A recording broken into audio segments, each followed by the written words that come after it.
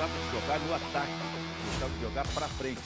Mas há 60 dias eu estou jogando na retranca, mais do que 60 dias.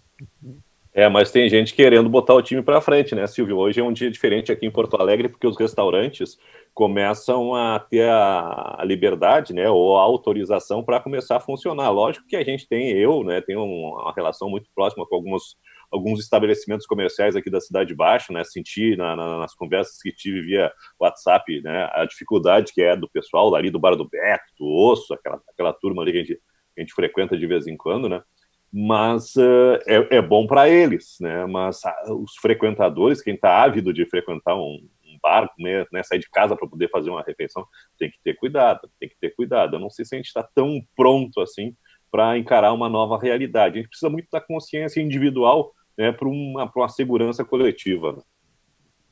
Sabe, Kleber, eu acho que a partir de agora, em que aos poucos se abrem restaurantes, lojas, shoppings e companhia, ali adiante, a gente vai ver manifestação de donos de bares, de donos de lojas, de que o problema não está resolvido. Porque muita gente, ainda que exista, na minha opinião, muito irresponsável, mas a maior parte das pessoas é responsável e se ela pode ficar em casa, ela pode. E não vai ser o simples fato de abrir shoppings, abrir lojas, abrir restaurantes que vai fazer com que estas pessoas naturalmente voltem para os bares e restaurantes. O problema não vai ser resolvido nos donos. Então, ali adiante, Maicá, eu tenho a impressão que a gente vai começar a ouvir, na verdade, da parte deles uma reclamação, porque nunca mais vai se ter, pelo menos num determinado período de tempo, aquela procura por lojas e restaurantes que se tinha no passado. Silvio, e também tem a questão financeira, né? Tá todo mundo apertado. A verdade é essa, né? Então... Mas uma coisa, né, Júnior? Tem esse aperto, né, que todo mundo está sentindo no bolso, mas tem um novo hábito, porque as pessoas foram se habituando, né, a viver sem sair, né? Então tu tem que comprar uma roupa, vai lá e vai no e-commerce ali, faz seu pedido pelo site da fábrica. Às vezes, nesse momento que ninguém está faturando, o preço está valendo a pena, né? Tu pede comida pelo restaurante, então também tem esse outro aspecto, né, Júlio? Muito, total. E é um reflexo, né, pessoal, de como a gente vai ficar nesse pós-pandemia. Lembra que nós comentamos bastante sobre as lives musicais, né? A nossa forma de consumir música mudou, de certa forma, e a nossa forma de comprar, como disse bem o Kleber, comprar comida, comprar roupa, as necessidades que a gente tem, né? A gente sabe que a questão visual é muito importante, às vezes a gente passa na frente de uma loja, vai num shopping comprar uma coisa e comprar outra, tem isso também, eu acho que as lojas... compra sapato e leva uma oferta de meia, já compra um par de meia que tu não precisa. Eu acho que as lojas e os restaurantes vão aumentar muito esse investimento em marketing digital, né? Em Instagram, Facebook. Até mesmo o Bairrista FC vai mudar, nunca mais volta pro estúdio. Tá muito bom fazer assim. Tá muito bom. Eu acho até que o Bairrista FC volta pro estúdio e surge um outro produto aí, né? Mas aí, não sei, depende Aí é uma outra negociação. Aí é uma outra conversa. Como é que é a derivação dos nomes? É o futebol, o futsal e o futebol indoor, né? Vai ser o Bairrista Indoor. Vai ser o Esporte Clube Bairrista à noite. Mas, mas sabe, eu acho assim, a nossa maneira de se comunicar, eu acho que a maneira dos produtos, entre aspas, né? Dos cantores, dos restaurantes, das lojas, entrar em contato com os consumidores vai mudar também. A nossa forma se não tiver uma vacina definitiva que resolva o problema, né? Acho que durante um bom tempo a gente vai passar se cumprimentando com o cotovelo, sem se abraçar, sem se tocar muito. Mudou, vai mudar a nossa forma de se comunicar.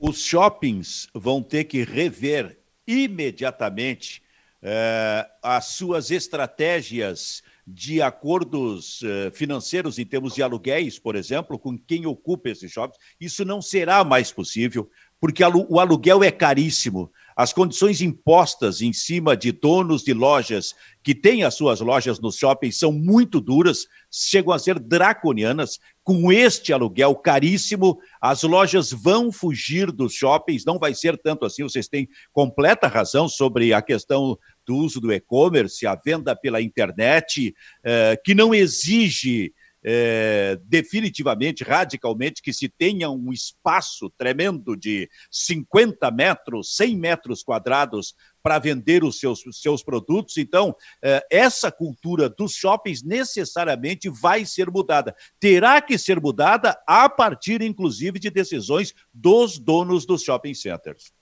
E eu acho também, Silvio, que o prefeito Marquesan, que tá indo tão bem, né? Acho que tanto o prefeito quanto o governador Eduardo Leite estão merecendo elogios pelo trabalho que vem fazendo. Só acho que o prefeito agora ele cometeu um erro só nessa reabertura. Eu entendo a dificuldade, né, econômica que principalmente os restaurantes devem estar passando, né? Enfim, não sei qual é a quantidade de gente que vai ter vontade de ir a um restaurante. Enfim, não sei como é que vai ficar essa situação. Tem a questão das bandeiras também, né? Que as regiões estão divididas por bandeiras. Agora, eu acho que o prefeito Marquesan comete um erro, né? Que é contar com o bom senso das pessoas. Né? Ele falou que a reabertura é gradual e realmente é. Eu acho que não é o momento. Ok, o número de ontem foi assustador, no todo. O Rio Grande do Sul tem ido bem, né? Dentro do possível no combate ao Covid. Mas eu acho que o prefeito Marquesan comete um erro, Silvio, que é contar com o bom senso da população, porque a população não está com bom senso. Né? A população lotou a orla do Guaíba no domingo, por exemplo. Então, o meu medo é esse, entendeu, Silvio? Não é nada contra o comercial. Eu acho que, inclusive, nós estamos juntos nessa. A crise está nos pegando aqui também, né? Nós dependemos de uma série de pessoas e de outros clientes, né? E entendo perfeitamente a dificuldade econômica. Ninguém quer que um restaurante quebre, que um bar quebre, mas eu acho que é algo maior agora. E contar com esse bom senso da população, eu não sei se é possível contar com o bom senso da população. Maiká, eu penso assim um pouquinho diferente. Eu acho que realmente tem muito irresponsável aí. A orla do Guaíba todo final de semana mostra isso aí. Mas ainda acho que é uma minoria. Eu acho que a maior parte das pessoas estão com bom senso nesse momento. E até estas que estão com bom senso não vão, na minha opinião, ocupar restaurantes, ocupar shoppings, lojas, da maneira, aliás, como os restaurantes e as lojas gostariam, para poder baixar um pouco o prejuízo que tem tido até agora. E tem um negócio, né? Tem gente que precisa sair de casa para trabalhar, um negócio que a gente está colocando aí desde o início do isolamento, né? Que é obrigatório, tem que botar a comida dentro de casa, se tu não sair, teu trabalho não funciona, né? O presencial é fundamental. Aí tu não tem o que fazer, né? É o sacrifício pessoal em busca da sobrevivência. Agora tu olha uma terça-feira que nem a de ontem, e a gente está tendo dias, né, um outono muito legal, porque é um friozinho de manhã e depois de tarde sobe a temperatura. A terça-feira, que é um dia da semana, a orla cheia de gente para passear, para caminhar, tem necessidade disso? Isso é uma superlotação desnecessária, um contágio irresponsável, né? Aí eu acho que é complicado justamente contar com esse bom senso, com a consciência das pessoas para evitar. A gente está adiando demais porque a gente não consegue fazer a lição de casa, né?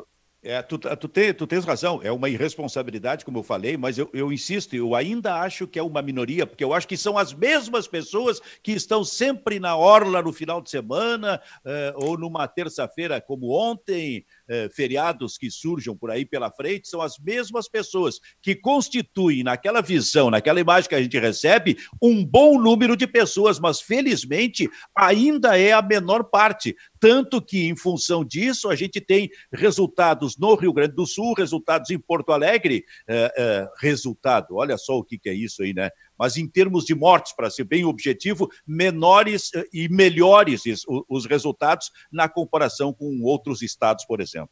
Silvio, e o que a gente vai dizer do presidente Bolsonaro, né, que ontem gastou um tempo da sua agenda para receber os presidentes do Flamengo e do Vasco da Gama para tratar de um assunto extremamente relevante neste momento, que é a autorização do Vasco e do Flamengo para treinar em Brasília. É necessário fazer isso? Será que não tem nada mais importante para o presidente se preocupar neste momento? E eu fico pensando assim, o Flamengo até agora não resolveu a questão do Ninho do Urubu, do incêndio lá, né? Tem essa pendência. O Flamengo, ele está pensando em, se for aprovada essa ideia, levar os familiares dos jogadores para Brasília, para que os jogadores tenham um conforto e uma rotina tranquila para os treinamentos. E o Vasco da Gama, quem é que vai bancar a estadia dele lá? O Vasco não paga salário, o Vasco demite funcionários.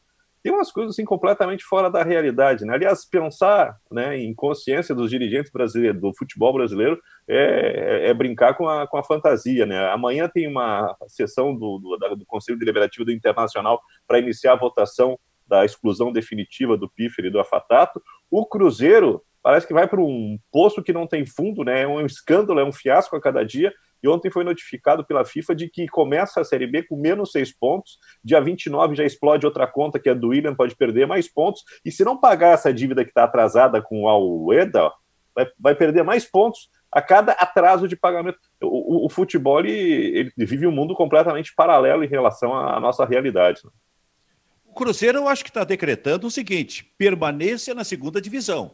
E já vai entrar com 6. Já é lucro, né, Silvio? Já é lucro, porque daqui a pouco ele pode entrar com 12 pontos menos e corre o risco de cair para a terceira divisão. Mas não é só por causa disso, é pela completa desorganização financeira e irresponsabilidade financeira do Cruzeiro nesses últimos tempos, né? Pelo que eu li... O Cruzeiro deve demais, não tem como pagar, não tem como resolver, superar esses seus problemas financeiros, e junta-se a isso a perda de pontos no início, ali adiante, de um campeonato da segunda divisão. Pelo que eu li por cima, né, teve uma empresa que fez um levantamento aí, fez uma auditoria e detectou, né, um desvio de cerca de 30 milhões de reais, né, em uso de cartão corporativo. Tem aquela história do presidente pagar um jantar de não sei quantos... 4 mil reais. 4 mil reais numa boate lá na cidade do Porto, né? Tem esses casos pendentes aí que a gente está relatando do Denilson, que jogou. Olha só, o Cruzeiro deve 850 mil euros. Né? É uma parcela pelo empréstimo do Denilson, que jogou 5 partidas pelo Cruzeiro. 5 partidas pelo Cruzeiro. Aí tá estourando uma dívida do William Bigode, que hoje está no Palmeiras, que eu acho que é de 2014 a dívida, né? Tem daqui a pouquinho estourando o Ábila, o Rodriguinho, o Arrascaeta e o Rafael Sobias. O Cruzeiro deve, nesse pacote todo, aí, 80 milhões de reais. Olha, é incontrolável esse problema do Cruzeiro, e se continuar na Série... Eu não sei se sobe, né? Acho que vai ser um milagre subir, porque daqui a pouquinho vai ter muito ponto negativo pendurado na tabela. Se permanecer na Série B, já vai ser um grande lucro do Cruzeiro. Aconteceu com o Parma, né? Aconteceu com o Parma, com o Napoli também, se não me engano. Fiorentina, eu acho também. O rebaixamento, enfim. E é complicadíssimo. E a quebra, né? Lá tem uma outra legislação, né? Que se tu quebrou, se tu faliu, tu fecha, acabou o time. Então tu até pode pegar o nome, por exemplo, são nomes de cidade, né? A Fiorentina é Florença, Parma, Nápoles, mas aí é Nápoles Futebol Clube, passa a ser a Associação de Futebol Nápoles, né? Porque é outra razão social para o clube. Pois é, eu estava até trazendo para o nosso panorama aqui, né, de Rio Grande do Sul, Grêmio e Inter, enfim, como a gente sempre, às vezes, se acostuma a ouvir algumas coisas, alguns termos, né, alguns jargões do futebol, vender um jogador para salvar o ano, as contas, não sei o quê, e a gente acaba não valorizando isso, né, e por mais que seja difícil, e aí talvez seja uma outra discussão, por que o futebol está tão... disparelho no Brasil ultimamente, com o Flamengo tão acima, tem uma série de razões, mas como é importante isso que Grêmio e Inter vem fazendo, né? Até o Inter com mais dificuldades agora, por causa... Aconteceu praticamente a mesma coisa aqui, né? No Inter, o que culminou no rebaixamento do clube em 2016. Mas como é importante o trabalho que os dirigentes de Grêmio e Inter agora vem fazendo, né? Agora o Grêmio já está numa toada diferente há um tempo, né? Que acabou, inclusive, acertando as contas do time, enfim. O presidente Romildo falou aqui, né, na entrevista que fizemos com ele semana passada sobre a situação financeira que ele encontrou o clube quando assumiu e que parou tudo, né? O objetivo dele principal era organizar as contas para depois pensar no resto, né? E isso realmente parece ser um jargão de dirigente para justificar alguma coisa de dentro de campo, mas na verdade é uma coisa muito importante. E agora, com essas novas regulamentações da FIFA, a FIFA está cada vez mais exigente com isso, né? O Chelsea foi punido, o Manchester City foi punido, o Manchester City ficou, acho que 2 janelas sem contratar por causa de aliciamento de menores, né, para a categoria de base. A FIFA está realmente de olho nisso. E o Cruzeiro, né, é um exemplo para os demais, porque se acontecer isso de novo, olha, o Cruzeiro está caminhando para falência, a verdade é essa, né? Porque vai perder pontos por não cumprir pagamentos. E como bem disse o Kleber, né, é uma parcela, né? 850 mil euros, uma parcela do empréstimo do Denilson, um jogador que mal foi aproveitado. Dirigente que sair contratando a rodo, não tiver responsabilidade com o dinheiro do clube, ele corre o risco, um sério risco, que é o que está acontecendo agora no Cruzeiro, de quebrar o clube. Pois é. Sabe que se quebrar, se falir o Cruzeiro, vai ser uma novidade no futebol brasileiro. Porque se existe uma coisa que, por mais dívidas que tenha, por mais irresponsabilidade administrativa e financeira que tenha, se existe um segmento no país, são os clubes de futebol, especialmente os grandes clubes. Porque se a gente der uma olhada, a situação financeira da maior parte deles é extremamente ruim, fecharia qualquer empresa privada, né? Alguns já se recuperaram de alguma forma, tem uma situação melhor, mas todos, de um modo geral, já passaram por isso que o Cruzeiro está passando. Mas a tua frase é que o Cruzeiro pode quebrar. Seria a primeira vez que a gente vê isso, porque, de alguma forma, os clubes do Brasil, o futebol no Brasil, os grandes clubes, eles são, de algum modo, protegidos. Sempre surge ali adiante uma medida provisória, um projeto, como o Profut, que beneficia os clubes, que não existe necessariamente para grandes empresas, especialmente para pequenas empresas. E nesta pandemia... Futebol, né, Silvio? Nesta pandemia de agora... A gente só ouve entrevistas com os empresários, donos de grandes empresas do país, que parece que falam por todo o país, por todo o povo, a situação. E não se ouve o dono de uma empresa que emprega 5 ou 10 pessoas. O Jornal Nacional agora, volta e meia, está fazendo isso, mas de uma forma geral não se ouve. E o principal problema está nas pequenas empresas. Estas não têm proteção. Estas não estão chegando no dinheiro que o governo diz que está liberando para as micro e pequenas empresas do país, por exemplo. Agora, o futebol foi sempre, Kleber, um mundo à parte. Né? Por pior situação financeira que tivesse, os clubes não quebravam porque havia... Até hoje não quebram porque há essa proteção.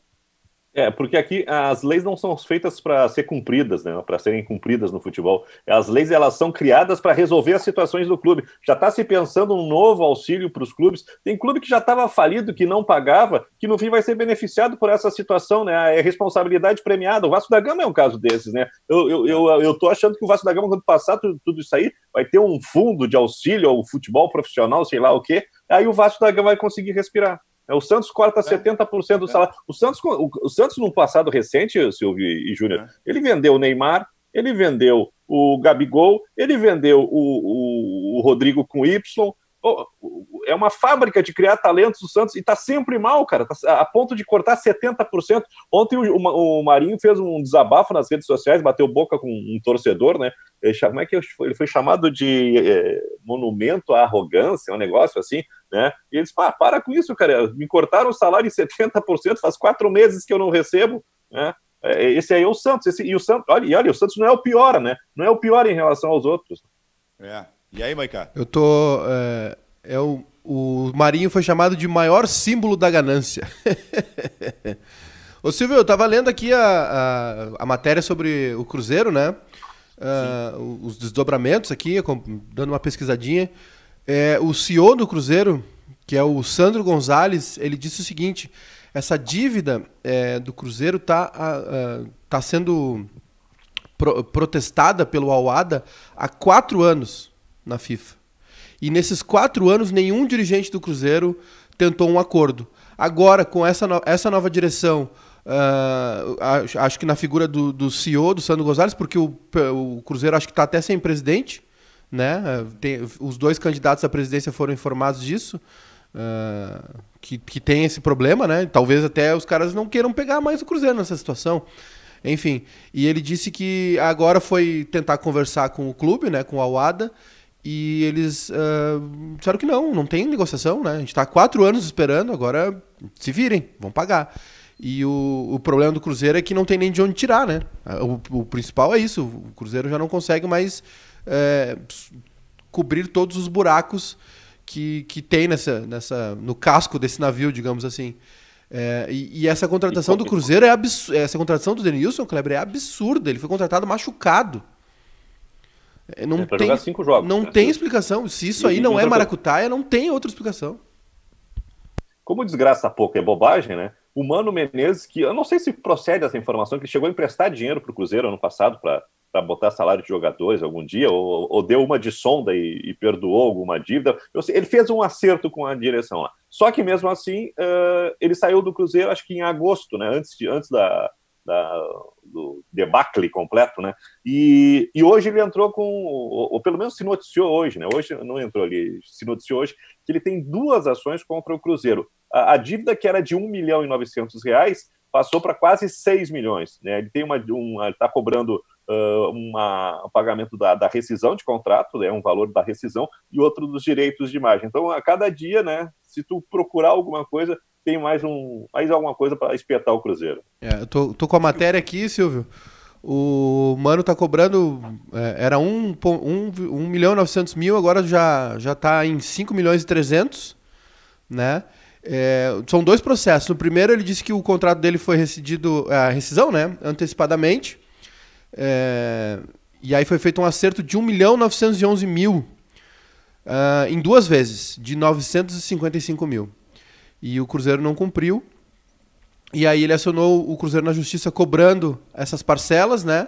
Ainda tem prêmio de 500.000 pela conquista do Campeonato Mineiro de 2018. Queria avisar o Cruzeiro que o Campeonato Mineiro não vale 500.000 para um técnico, tá? Só para avisar. Diferença sobre as parcelas rescisórias, considerando o salário base de R$600.000. Né? Ele tá cobrando alguma... Aí ele começou a cobrar tudo, né? O pessoal não cumpriu o acerto, ele começou a cobrar todas as diferenças. Então tem diferença de salário, eles não pagaram o saldo do salário quando ele foi demitido, 200.000. Tem uma FGTS, enfim, tem... Que coisa. Caso aqui, multa, multa pelo não pagamento de R$800.000, e mais os honorários, enfim, e depois tem um outro processo cobrando, né, o direito de imagem. Então, o salário base do Mano era 600 e o direito de imagem 200.000. Então ele estava ganhando 800.000 no Cruzeiro. Tava bem o Cruzeiro para pagar esse salário. Poxa. A direção do... Mas se vocês forem lembrar... Mas as irresponsabilidades seguem sendo sempre, mesmo no momento mais crítico de qualquer clube, as irresponsabilidades seguem sendo cometidas. Hein, Silvio? Se a gente pegar pela memória aqui, o Cruzeiro veio aqui... O Cruzeiro deu 2 jogadores pro Grêmio. Um jogador muito promissor, que foi o Tony Anderson, que o Grêmio vendeu pro Red Bull no início desse ano, por 15 milhões, se não me engano. E o outro, o Alisson, que era um jogador... que se não me engano é cria da categoria de base do Cruzeiro, e o Cruzeiro deu esses 2 jogadores, não sei se deu mais valores, acho que não, mas só o fato de o Cruzeiro ter dado 2 jogadores extremamente promissores pelo Edilson, um lateral que já teve 300 passagens, bom jogador, mas teve passagens pelo Cruzeiro, teve aquela passagem controversa pelo Botafogo, um jogador que já tinha cruzado os 30 anos de idade, e ainda ofereceu um salário astronômico pro Edilson e pro Cruzeiro. Não tá certo, né? Não fecha essa conta. O Maicá, tu tens razão numa coisa. Me parece assim que, pelo menos nessa época mais recente, nunca um grande clube do Brasil passou por uma situação como essa do Cruzeiro. Isso é uma situação que já indicaria falência para a empresa privada. Mas o que poderia decretar realmente essa falência do Cruzeiro seria um rebaixamento por essas irresponsabilidades. Lá para a 4ª divisão, lá para a 3ª divisão. Ainda que isso já tenha acontecido lá atrás com o Fluminense. Mas eram outros tempos. Agora não. Agora realmente, sob esse aspecto, é diferente. o clube teria, eu digo, é diferente em função destas atitudes tomadas pela FIFA, por exemplo, que pune como não punia lá atrás, que daqui a pouco, em função de responsabilidade financeira dos clubes, deixa o Barcelona sem contratar durante 2 janelas, coloca o Manchester City fora de uma Liga dos Campeões da Europa por esse tipo de coisa. Então, eu acho que um rebaixamento por estas atitudes irregulares e irresponsáveis do Cruzeiro, aí sim o Cruzeiro estaria muito próximo da falência.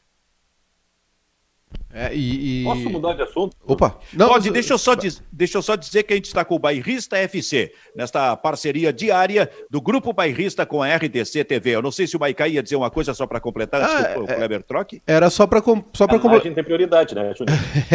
Não, era só para complementar a informação. A dívida do Cruzeiro está em 80 milhões de reais em contratações apenas. Só em contratações, 80 milhões de reais. Impagável. Vai lá, Kleber. Eu recebi aqui no WhatsApp de um grupo uma história que eu achei muito engraçada e fui conferir. Tem aquela famosa tabuleta, aquela plaquinha nos botecos, né? Tu vai tomar o martelinho, tomar a cervejinha lá. Fiado só amanhã para maiores, né? Tem aquela fiado só amanhã, né? Tu vai lá e a placa tá sempre lá, então, né? Fica como pegadinha. Fiado só para maiores de 90 anos acompanhados do pai, né? Também é uma situação que nunca vai acontecer, só no dia de São Nunca, enfim. Aí, o Tony Tornado, Silvio, ele vai completar 90 anos semana que vem. E o pai dele tá vivo, então o Tony Tornado é o cara que se adequa. Pode, cara. O quê? O pai do Tony Tornado é vivo? 103 anos. Cento e quantos? Não, 13, eu acho. E 13? 108. Então tinha 18 anos quando o Tony Tornado nasceu. 108. Esse pode pegar o Tony Tornado e levar, olha, vim trazer o meu filho que é menor de idade, vim apresentar, ele está comigo aqui, só quero dizer que eu sou o responsável por ele em alguma situação. Mas que coisa bonita isso aí, Maiká. Ah, lindo, né? Para quem não... Eu acho engraçado esses caras que têm uma vida dupla, né? O Tony Tornado é um desses. É tipo o Mussum, né? A gente conhece eles por alguma coisa, pelo pessoal mais novo, assim. O Tony Tornado, vocês que são um pouquinho mais antigos que eu, podem falar. O Tony Tornado foi um grande cantor, né? E fez muito sucesso nos festivais também, com a BR3 lá, a música dele, né? Me lembro que a minha mãe falava sempre dessa música. Claro, agora a gente faz uma pesquisa no YouTube e resolve rapidinho isso. Mas eu era moleque e minha mãe dizia, ele cantava, era tão legal, não sei o que, época da discoteca, antes, sei lá. Ele cantava e dançava, né? A performance de palco dele era algo espetacular. Era um James Brown brasileiro, né? Exatamente. Ele até tinha um outro nome como cantor, se não me engano. E ele morou muito tempo nos Estados Unidos, talvez essa cultura ele tenha realmente trazido de lá.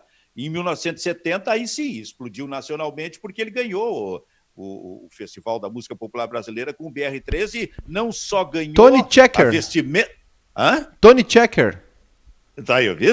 A vestimenta dele era diferente, o cabelo Black Power, e ainda tinha a dança durante a interpretação da música. Então, aquilo era uma completa novidade na música do Brasil e especialmente no Festival da Música Popular Brasileira. Eu já contei aqui. Aí, naquele momento, ele namorava a Arlete Salles, a atriz Arlete Salles. E isso, foi casado durante muito tempo, né? Sim, e isso é o seguinte, isso causou sabe isso que se vê hoje, que voltou com muita força, que é o preconceito? O preconceito pegou em cima, abafou, digamos, o sucesso que ele obteve ao ganhar aquele festival, porque ele namorava uma branca, porque ele era casado com uma branca. O Tony Tornado sofreu muito com isso naquele tempo, eu estou falando de 1970, época dura da ditadura militar. O Tony Tornado é uma lenda, né? É uma lenda. E eu acho que até atualmente ele continua no elenco de telenovelas, né? E recentemente ele deu uma declaração dando um pau no Chico Buarque, né? Diz que o Chico Buarque não canta nada, né? Não sei se foi além disso, Júnior. Ele disse que... Ele disse que não existe cantor pior que o Chico Buarque. Isso aí foi naquele programa que a Globo faz à 13h, que coloca celebridades a cantar lá. Alguma coisa, meu Deus. Popstar. Isso aí, é por aí. É por aí. E ele estava no júri, e alguém cantou a música. Aliás, junto com ele estava também a filha da Elis Regina. Maria Rita. E a Maria Rita, e alguém cantou uma música do Chico Buarque, que, se não me engano, havia sido interpretada já pela Elis Regina, e se emocionou muito, né? E chegou na hora dele dar, porque muita gente naquele júri, ele fez essa ressalva sobre o Chico Buarque, que cantava muito mal. E ele tem razão, né? O Chico Buarque canta mal mesmo. Só que eu acho que tem uma questão, tem vários compositores que... Não é que canta mal, é que não é um cantor por excelência, né? Tem um outro que eu gosto muito também, que é um cara que não é um grande cantor, que é o Nando Reis, né? O Nando Reis, grande compositor, mas ele é um cara que ele não é um cantor, assim. O Belchior não era um bom cantor também, por exemplo. Só que esses caras defendem o que eles escrevem, né? Então é emblemático. Mas sabe o que é? Assim, ó, se tem um júri e as pessoas têm ali 40, 50, 60 anos de idade naquele júri, nenhuma delas vai dizer que o Chico Buarque canta mal, ou que o Roberto Carlos canta mal, ou que o Belchior canta mal. É que depois da velhice, sabe, especialmente depois dos 80 anos de idade, eu ia fazer essa pergunta. As pessoas, elas de alguma forma, elas viram crianças. Sabe, na minha família nós temos uma criança, a nossa criança... Filtros, né?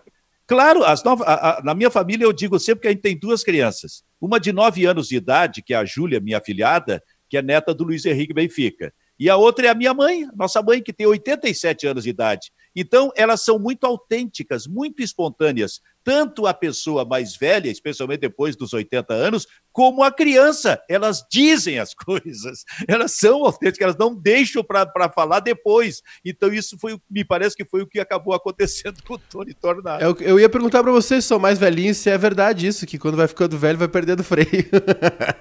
Perde, cara. Pode ter certeza, perde. Lá do Labarca, Silvio. Lá no Labarca tem o Áureo, né? Eu sou o segundo mais velho, o Áureo é mais velho. O Áureo, quando ele tem que dizer as coisas, ele diz sem receio nenhum, abre o peito e olha que esse não tem 80. Não. O Áureo não tem 80. Mas eu não sei, eu acho que a gente vai assim, ó, perdendo a paciência um pouco com as coisas, sabe? Com a tolerância. Te irrita com umas coisas e acaba dizendo. Ô, Silvio, só voltando ali naquele assunto que o Kleber puxou no comecinho lá sobre... eu vou dizer, eu não consigo chamar o Kleber de Kleber. É Klebinho. A gente é amigo. O Klebinho falou no começo do programa sobre a questão do Flamengo e do Vasco baterem lá na porta do Bolsonaro, né? E o Flamengo tá brabo com a Globo, porque a Globo flagrou, através do seu helicóptero, lá no Rio, o Flamengo treinando... É que o treino do Flamengo foi fechado, né? Só que a Prefeitura do Rio... só deu aval para a volta dos treinamentos na parte física, só a fisioterapia. E o Flamengo foi flagrado hoje de manhã treinando com bola, fazendo treinamentos específicos, enfim, campo reduzido, fazendo treinamento parte tática, né? E isso repercutiu. Tô nem aí, né? Tá nem aí, tá repercutindo isso, porque foi agora o Flamengo tá contra... O Flamengo e a Globo já não estão legal, né? Eles não estão numa relação legal. Ano passado, final do ano passado, já teve um diz que me disse, questão de cotas, não sei o que mais. E aí esse ano também, o Flamengo não fechou com a Globo no estadual, né? Vocês lembram que teve jogos do Flamengo que foi transmitido só via internet. E agora o helicóptero da Globo flagrou os jogadores ali primeiro naquela roda, aquela conversa ali, né? No meio de campo. Não sei se é o Jorge Jesus, não consigo ver. Mas os jogadores aglomerados ali, um grupo pequeno, mas acho que é o time, talvez seja o time titular. Estou vendo aqui 13, 14 jogadores só. E treino com bola e agora tá, né, o Globo Esporte entrou em contato lá com o Flamengo, disse que não houve desobediência, mas as imagens provam o contrário. Lembrando que o Flamengo tem 2 jogadores afastados por coronavírus, eram 3, né? Um já se recuperou e tem 2 que continuam afastados. Mas... E o Matheus Henrique, né? O Matheus Henrique, ele levou uma reprimenda, uma repreensão do Departamento Médico do Grêmio.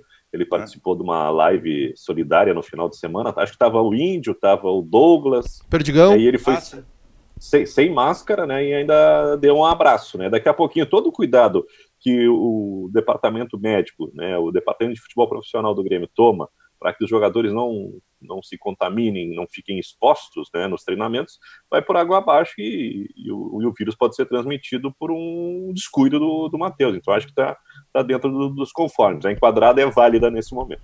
Yeah. Sabe que o Flamengo aí está brabo com a imprensa, está brabo com a Globo, que flagrou uma irregularidade do Flamengo, uma irresponsabilidade do time do Flamengo. Isso é a famosa manobra diversionista, né? E um dia antes, dirigente do Flamengo, como do Vasco, como vocês citaram, e vão tirar fotografias com o presidente Jair Bolsonaro. Quero dizer que aí é uma questão de identificação. O presidente Bolsonaro tem o que muitos definem como gado, o seu eleitorado, seus 25%, 30% de pessoas que fecham com tudo aquilo que faz e que diz o presidente Bolsonaro. E, se possível, tiram uma fotografia. Talvez mais adiante acabem se arrependendo da fotografia. Talvez não se arrependam. Podem levar até o fim da vida estas convicções de acordo com aquilo que diz. Eu acho que para um país, isso é a pior coisa que pode acontecer para um país é esse. É ter uma sua liderança, na sua liderança máxima, alguém, um grupo de pessoas, e um grupo expressivo, daqui a pouco são 25, 30 milhões de pessoas, aliás, ele se elegeu com 56 milhões de pessoas, eu quis dizer 30%. Pessoas que justificam tudo que faz e que diz. E o presidente Jair Bolsonaro está indo muito mal na condução de todo esse processo, pelo que diz e pelo que faz de combate ao coronavírus. Não cobrem de mim coerência, porque eu não votei no Jair Bolsonaro, eu já conversava com amigos com quem a gente podia conversar antes, porque muitos daqui a pouco acontece até o rompimento em função dessa polarização e dessa loucura que virou, especialmente a última eleição do país, mas aquilo que ele pregava antes não dizia respeito com aquilo que eu pensava, e por isso não votei. Mas o pior desta situação é sempre que se coloca alguma coisa a respeito desse assunto, é claro, tu é PT, tu é do Lula. E o Lula? Hã? A resposta, e o Lula? E o Lula, sempre isso. Aliás, o Lula que falou uma besteira gigantesca ontem também, né? É isso que eu ia dizer. E o contrário também acontece. Tu votou no Lula, porque, sabe, aí vem o pau no Bolsonaro, por exemplo. Enfim, essa dicotomia, essa polarização que... Aonde é que eu quero chegar? Nisso que falou o Júnior Maicá, sobre o que disse o presidente Lula ontem. Não precisava ter dito isso. Não tem, aliás, falado muito o Lula. E aí me diz, deixa eu ver aqui se eu tenho aqui a frase que ele diz, ainda bem, dentro de um contexto, né? O contexto, se a gente vê o vídeo um pouco mais como eu vi, até pode amenizar um pouquinho, mas essa frase foi muito mal colocada. Ainda bem que a natureza criou esse monstro chamado coronavírus para que as pessoas percebam que apenas o Estado é capaz de dar a solução. Não pode. Não pode. O Lula, em quem eu também não votei, é bom que se diga isso, também votei uma vez no Lula, que foi em 1989, segundo turno da eleição, Lula contra Collor. Votei no Lula lá. 1989, lá se vão 30 anos. Mas nunca foi da minha preferência, até porque eu vou dizer uma coisa para vocês. Em 1988, eu fui candidato a vereador em Osório pelo MDB na época, com quem eu rompi mais adiante, porque só passou a fazer besteiras também o MDB. Mas eu fui, e lembro muito bem daquela época do PT. O PT transmitia claramente a ideia de que os honestos estavam com eles. Todos os outros que circulavam nos outros partidos, todas as outras pessoas eram desonestos. Lembro muito disso. E também o PT carregou bastante nisso. E todos sempre justificando como devem estar justificando. Agora, o que disse o presidente Luiz Inácio Lula da Silva ontem, essa besteira, Júnior Maicá, dita pelo Lula, num processo como esse, de guerra, de pandemia, de tragédia, o que mais se precisa é sempre, nos comandantes, a figura do estadista. A pessoa que saiba controlar muito bem esta situação e se comunicar muito bem para todo o seu eleitorado, para todo o seu povo, coisa que a gente não tem de forma alguma no presidente atual, Jair Bolsonaro, que só diz e faz besteira, na minha opinião, e não tem também num líder tão grande como esse, entre aspas, do PT, que também vai e diz uma bobagem como essa. Silvio, a gente Deixa eu aproveitar, Júnior. Vai. Deixa eu só aproveitar aqui, dentro desse gancho que o Benfica fez, para fazer uma cola aqui. O Alexandre Aliati foi muito feliz na ponderação dele, né? A gente está preso num eterno segundo turno entre Lula e Bolsonaro. Daí ele diz que o "e daí", né, do Bolsonaro, né, falando a respeito daquele recorde de mortes anteriores, né, corresponde ao "ainda bem" do Lula, né? Acho que é uma boa comparação, né? São duas declarações completamente infelizes, né, de duas pessoas que estão monopolizando aí a discussão política num momento em que a gente não encontra nenhuma luz, nenhuma solução, e eu acho que muito em breve, né, a gente não vai ter uma terceira via que nos tire dessa discussão. Eu acho que, assim, eu sou uma pessoa que tento sempre me abster de paixões para falar desse assunto. Não acho que a gente fala de... Eu acho que o grande erro do brasileiro é tratar a política como se fosse futebol, né? Torcer por partido, torcer por pessoas. Acho que não é isso. Acho que não é essa a questão. A questão do Bolsonaro não me surpreende de nenhuma maneira, porque o Bolsonaro sempre foi um troglodita, né? Como deputado, como um cara que ia quase toda semana no programa da Luciana Gimenez para gerar polêmica, enfim. Eu acho que quem votou no Bolsonaro ou estava muito, muito mal informado, e teve gente que votou no Bolsonaro porque estava mal informado, e tem gente, né, de má índole mesmo, né? Uma pessoa que defende a ditadura não pode receber o voto de ninguém. Não me surpreende nada o que está acontecendo. O Bolsonaro é completamente alheio à realidade, ele tem traços na personalidade dele de sociopata, né? E agora é tentar minimizar os danos. O que eu vejo da situação do Brasil é essa, né? O Brasil entrou numa pandemia, num momento muito difícil, com o pior presidente da sua história. E eu acho que os governadores e prefeitos, principalmente os governadores, né, a maioria deles romperam com o Bolsonaro justamente por isso, porque eles iam... os que seguem a doutrina bolsonarista nesse momento de pandemia, por exemplo, estavam se caminhando para um penhasco, né? Porque a gente está num momento onde tem mais de 1.000 mortes por dia pelo vírus. A gente cruzou a casa dos 17 mil mortos. E o presidente... Vamos buscar o vice-campeonato, né? A gente só vai perder para os Estados Unidos porque os Estados Unidos foram, por uma série de circunstâncias, mas se a gente analisar o modus operandi do Trump, é parecido com o bolsonarista, né? Aliás, o bolsonarismo se inspira muito no Donald Trump. Né, aquela coisa do Steve Bannon, né, aquele grande articulador da extrema-direita, essa propagação de fake news, essa guerra virtual através de WhatsApp e mentiras, né? Então, assim, eu acho que a gente está... Quem está ainda nessa disputa Grenal, não ofendendo ao nosso querido clássico Grenal, mas quem está nessa disputa aí bipolar entre PT e Lula e Bolsonaro está atrasando o país. É óbvio que agora, se a gente tiver que escolher, né, tem um lado muito claro que é totalmente perverso disso tudo, que é o bolsonarismo, né? O bolsonarismo mente, o bolsonarismo é perverso. O Bolsonaro ontem participou de uma live fazendo piada enquanto 1.000 pessoas morreram por dia. O Bolsonaro não tem a mínima noção do que ele está fazendo. O Bolsonaro tem uma família extremamente corrupta, né? E a gente não... assim, o cenário político que se apresentou em 2018 foi totalmente poluído por isso, por diversas coisas, candidatos fracos de todos os lados. O Brasil se apresentou para uma eleição com Haddad dizendo que ia visitar o Lula na cadeia toda segunda, com o Henrique Meirelles, com o Alckmin, um cara que também está enrolado com o PSDB, com o Bolsonaro, que não participou de nenhum debate. Então, assim, é um momento político difícil do Brasil, e das opções ruins que nós tínhamos na eleição, nós conseguimos eleger a pior.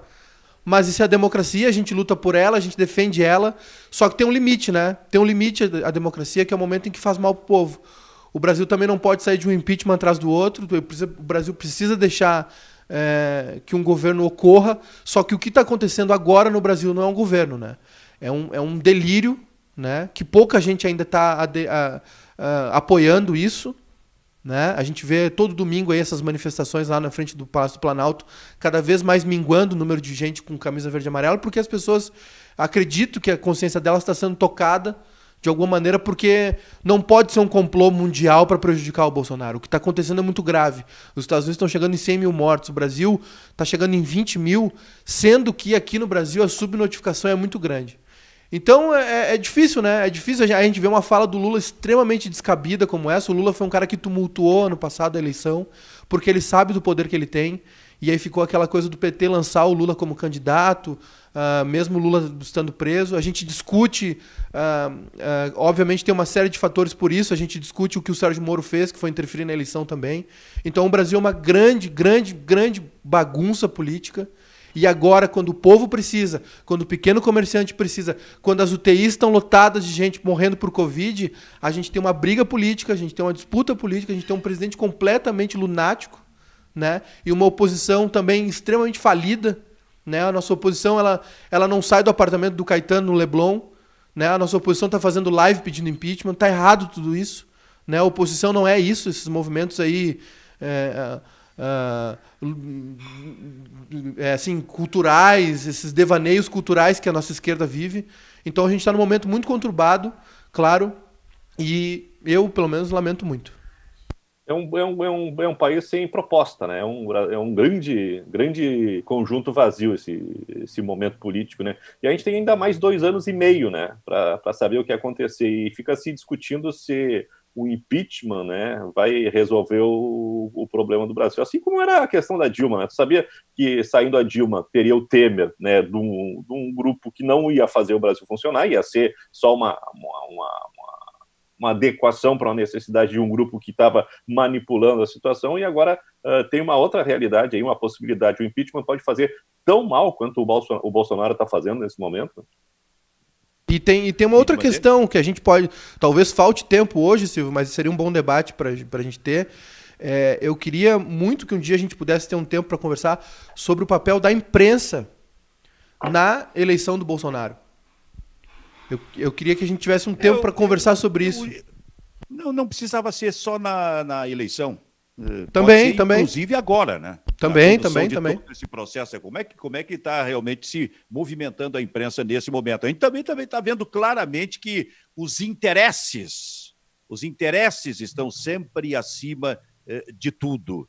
E daqui a pouco os jornalistas, infelizmente, têm que se adaptar, têm que participar deste processo, ou para um lado ou para o outro, o que é realmente uma coisa ruim. Mas está tudo estampado. Como disse o Felipe Neto no domingo, imprensa. É melhor com a imprensa, porque com a imprensa restam as fake news. Sem dúvida. Aliás, deu um pau no chamado... Como é que é? Paywall. Paywall, né? Que é a cobrança... para que tu possas ler nos jornais alguma coisa. O que também é um erro, me parece, realmente, nos jornais, especialmente agora. Claro. Porque quem conduz a situação desta forma, cobrando esse paywall, joga as pessoas para o lado das fake news. Silvio, os nossos... E não pode cobrar depois. A informação que está disponível é essa. Essa, e está fechada. E tem outra coisa, os nossos jornais pegam ideias de fora e importam para cá sem pensar. Assina o jornal, ganha o digital, ganha um tablet, ganha uma cafeteira, ganha um boné. Cara, tem gente que não assina o Netflix, que talvez seja o melhor serviço disponível, que é R$ 29,90. Tem gente que não consegue assinar, entendeu? E isso que o Netflix é um agregador, ou um Spotify, por exemplo. Tu entra no Spotify, tem toda a discografia do Roberto Carlos, tem toda a discografia dos Beatles, tem toda a discografia do Luiz Marenco, tem tudo ali. Tu vai pagar um valor alto por um jornal... Entendeu? E aí eles pegam as ideias que deu certo lá fora, por exemplo, que assina o papel e o digital. Um nova-iorquino assinar o New York Times por $19 por mês para ganhar o digital e o papel, tá ótimo. Eles gastam isso no Starbucks por dia. Tem gente aqui que R$20 no orçamento não dá. O Netflix, por exemplo, não dá. Sim, entendeu? Sim. E aí eles vão lá e fecham a informação... Entendeu? E aí vem toda essa doutrina de extrema-direita, essa doutrina Steve Bannon aí, que elegeu o Trump e que ajudou a eleger o bolsonarismo também, de mentiras, entendeu? De desconstrução da realidade. A gente está no momento, Silvio, que o presidente manda tomar um remédio que comprovadamente não faz bem, não age contra o Covid e faz mal. E ninguém desmente isso. O pior de fechar a informação, de cobrar pela informação, é querer cobrar postura das pessoas, não sigam, não se movimentem pelas fake news, por favor. Fake news não, esse tipo de coisa. Quer dizer, como assim? Porque tu dá a possibilidade do outro lado que não consegue ter acesso a estas informações, tu dá a chance das pessoas, sim, mas eu quero ter essas informações. Aí vocês cobram por elas, eu não tenho acesso e eu vou seguir por onde? Por favor, então, é preciso também dividir um pouquinho dessa responsabilidade em relação às fake news. Também do nosso lado, também do lado da imprensa, existe realmente essa condução errada para esse lado a partir do momento em que se cobra pela notícia. Queres um bom exemplo? Aconteceu semana passada, viralizou, foi muito comentada a entrevista do Osmar Terra na Gaúcha, né? E o Osmar Terra fez o seguinte, o Osmar Terra reclamou que não conseguiu falar. Só que toda vez que ele abriu a boca para falar, ele mentiu. E ele foi desmentido, no ato. O Daniel Scola, que estava apresentando, foi brilhante nisso. Porque o Bolsonaro fez isso no Jornal Nacional, que a maior audiência do Brasil, que ele levou um livro falso, dizendo que o PT ia implantar doutrina gay nas escolas, e o nosso país, infelizmente, burro, se preocupa com isso, e ele não foi desmentido no ato. Entendeu? O Bolsonaro foi ao Jornal Nacional, levou uma cartilha que o PT ia implantar nos colégios, não sei o que lá, que era mentira, que era falsa, e aquilo passou, porque ele falou e não foi interrompido. Então, a gente está num momento onde o Atualidade Espampa, por exemplo, todo dia bota alguém mentindo e não é desmentido. A pessoa ter uma opinião contrária é uma coisa, a pessoa mentir é outra. E foi o que aconteceu, por exemplo, nessa entrevista do Osmar Terra. O Osmar Terra reclamou, eu não posso falar. Aí o pessoal dizia, tá, fala, deputado. Aí ele abria a boca para falar, ele mentia. Ele era obrigado a ser desmentido no ato. Que foi o que o Scola fez brilhantemente. É isso, o que está faltando é isso. E o paywall é isso. O paywall, ele é o desmentido no ato, só que bloqueado. Ninguém vê esse desmentido. Kleber Grabowski, a primeira eleição para presidente da República que a gente pôde fazer, entre outros, nós tínhamos como candidatos Leonel Brizola, o Lula, nós tínhamos Ulisses Guimarães, nós tínhamos Mário Covas, Aureliano Chaves, se não me engano, era o candidato da direita naquela eleição, tinha o Collor, que acabou ganhando, né, o caçador de Marajás. O Aureliano era a Nova Arena, né? A Nova Arena. Pois é. Então, nós tínhamos, entre outros, Roberto Freire era candidato, estes candidatos aí, lá em 1989. Eu só estou falando isso porque há pouco o Maicá falou dos candidatos que a gente tinha à disposição para votar em 2018. Olha a diferença que a gente tinha. Bom, mas ainda assim se elegeu o Fernando Collor de Mello naquela época. Bom, esse é o Brasil, esse vem sendo o Brasil. E aqui, como eu disse, nesse Bairrista FC, Kleber, a gente vai falando de tudo que vai surgindo na nossa frente. E a gente estava falando do papel da imprensa na eleição do Bolsonaro, né? É bom lembrar também a imprensa, a mesma imprensa que hoje esperneia contra o Bolsonaro, lá naquela eleição fez uma edição meio canalha, meio patife, né? Contra o Lula, né?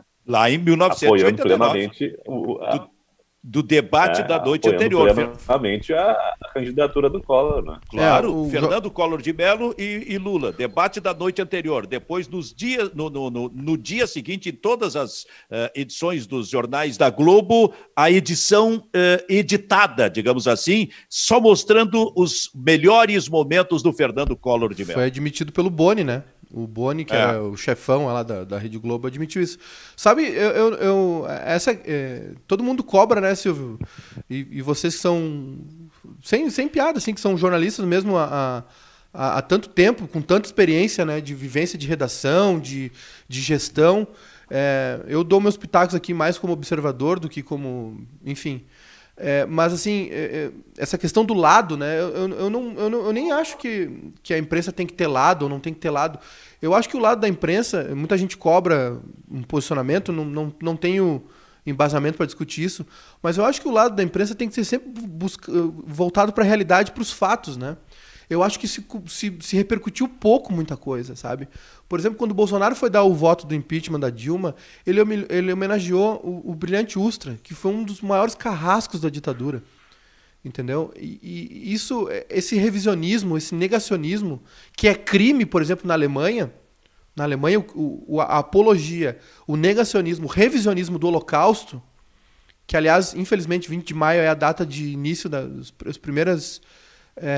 os primeiros prisioneiros chegam aos campos de concentração. Na Alemanha, é crime. E aqui tem que ser crime, entendeu? Quando o filho do Bolsonaro usa uma camiseta homenageando o Brilhante Ustra, tem que ser crime. E o que o governo, por exemplo, do PT fez para punir isso, entendeu?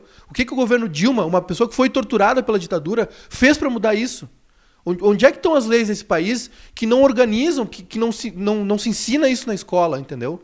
Ao ponto de chegar um presidente que discute o passado e ter um monte de gente que apoia isso. Sabe? E onde é que estava a imprensa esse tempo todo? É isso que me incomoda, entendeu? Certo. Uma pessoa ir e dar um voto na casa do povo, né?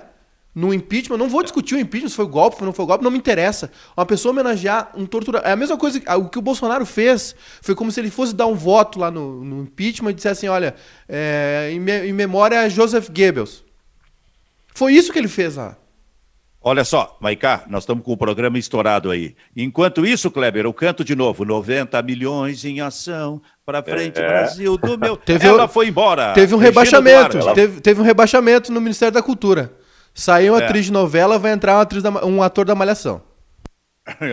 Exatamente. Regina Duarte não é mais a secretária, antes era ministério, mas a secretária nacional da cultura. Kleber Grabowska, só que agora tu não vai ver mais também a Regina Duarte em novela, a menos que seja na Record, no SBT. O último espetáculo dela foi deprimente, né? E a passagem dela não deu nem minissérie, né? Deu talvez um caso especial e muito, muito fraco, né? Muito fraco. Mas nada que decepcione, né, Silvio? A Regina há muito tempo vem colocando mais ou menos o que se fala agora, o medo do comunismo, né? Um discurso muito, muito, muito infantil, né? E eu acho que fora de época, ultrapassado, né? Mas que, né? Essa é a turma do atual governo. Eu queria mandar um abraço pro professor Fábio Catani. Manda para a gente encerrar o programa que estourou o tempo aí. Manda aí, Kleber. Professor de História que adorou ontem um programa com o Abel Braga, né? Diz que é uma grande pessoa, conhece o Abel, era o professor Fábio também, amigão do Fernandão. Nossa, e mandar um abraço para a família Zapata, né? O Emerson Zapata, que está reclamando que eu estou saindo toda hora do enquadramento, e o Max Zapata também na audiência. Mas sair do enquadramento faz parte também do glamour desse programa. Muito bem. Fábio Catani, consegue ser um zagueiro mais sanguinário que Kleber Grabowska. É impressionante. Duvido. Júnior Maiká, Kleber Grabowska, muito obrigado. O Bairrista FC fica por aqui. Volta amanhã. Tchau, tchau.